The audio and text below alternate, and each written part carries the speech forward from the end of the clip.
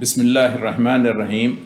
آج کا میرا ٹاپک ہے کیا حضرت علی رضی اللہ تعالی عنہ خلافت کو اپنا حق سمجھتے تھے، اور اگر حق سمجھتے تھے تو اس کو حاصل کرنے کے لیے انہوں نے خروج کیوں نہیں کیا جس طرح ان کے فرزند حضرت حسین نے کیا۔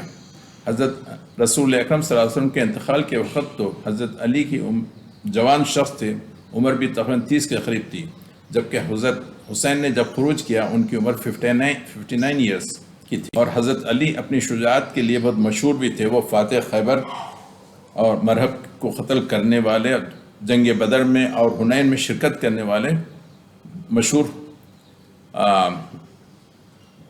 فوجی تھے، اور اگر وہ خلافت کے دعوے دار تھے تو کیا یا خلافت کو اپنا حق سمجھتے تھے تو کیا انہوں نے یا ان کی اولاد میں سے کسی نے ان کی زندگی میں علی ولی اللہ، وسیع رسول اللہ اور خلیفہ بلا فصل کا نعرہ لگایا؟ یہ نعرہ کب آیا؟ اور حضرت علی کو چندی دفعہ موقع بھی ملا کہ وہ خلیفہ وقت کو ہٹا کر اقتدار پر قبضہ کر لیں، مگر ایسا انہوں نے کیوں نہیں کیا؟ شیعہ کتابوں میں ہے کہ حضرت عمر نے اپنے دور خلافت میں 4 مرتبہ حضرت علی کو اپنا قائم مقام سربراہ بنایا تھا۔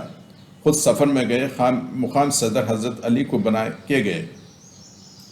کیا حضرت علی کے لیے یہ مناسب موقع نہیں تھا کہ وہ خلیفہ وقت کو برطرف کر کے خود اقتدار پر قبضہ کر لیتے؟